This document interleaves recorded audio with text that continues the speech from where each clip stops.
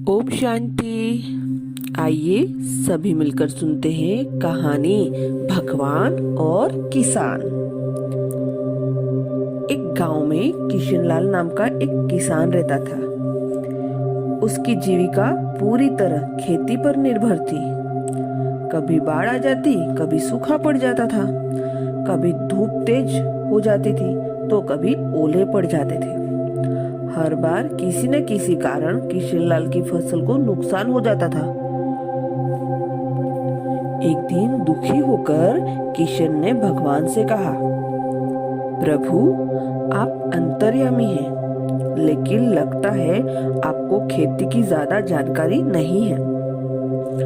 इसलिए हम किसानों को नुकसान सहन करना पड़ता है।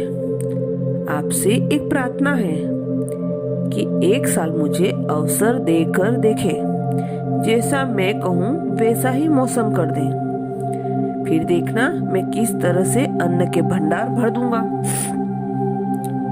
भगवान बोले, ठीक है, जैसा तुम कहोगे वैसा ही मौसम कर दूंगा, बिल्कुल भी दखल नहीं दूंगा। किशन ने गेहूं की फसल बोई। जब उसने धूप चाही तो धूप मिली, जब पानी तब पानी मिला।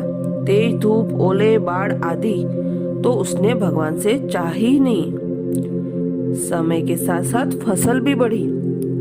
किशन खेत में लहराती भरपूर फसल को देख फूला नहीं समाता था। उसने जीवन में ऐसी फसल कभी नहीं देखी थी। वह मन ही मन सोचता, अब भगवान को पता चलेगा कि खेती कैसे की जाती है। वे बेकार में ही अब तक हम किसानों को परेशान कर रहे थे। जब फसल काटने का समय आया तो किशन बड़े गर्व से फसल काटने खेत पर गया। जैसे ही वह फसल काटने लगा, सिर पकड़कर बैठ गया। गेहूं की एक भी बाली के अंदर दाने नहीं थे। सारी बालियां अंदर से खाली थी। किशनलाल ने दुखी मन से भगवान से कहा, प्रभु, यह क्या हुआ है? भगवान ने जवाब दिया, यह तो होना ही था। तुमने पौधों को हर अनुकूल परिस्थिति उपलब्ध करवाई, लेकिन उन्हें विपरीत परिस्थितियों से सामना करने का जरा भी मौका नहीं दिया। उन्हें न तेज धूप से तपने दिया, न आधी ओलों से जूझने दिया। इसलिए सब पौधे खोखले रह गए। जब तक आंधी आती है, तेज बारिश और ओले गिरते, तब पौधे स्वयं को बचाने के लिए संघर्ष करते हैं। इस संघर्ष के बल पैदा होता है। यह बल उन्हें शक्ति और ऊर्जा देता है, उनकी जीविका को उभारता है।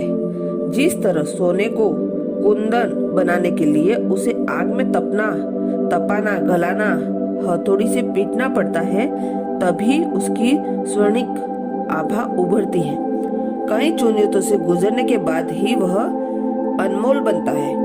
यही फसल के साथ भी होता है, व्यक्ति के साथ भी होता है।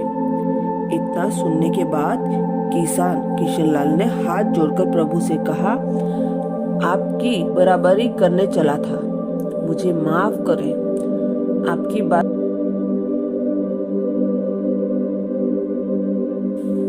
आपकी बात को समझ गया। किशनलाल ने फिर कभी भगवान से कोई शिकायत नहीं की। अच्छा, ओम शांति।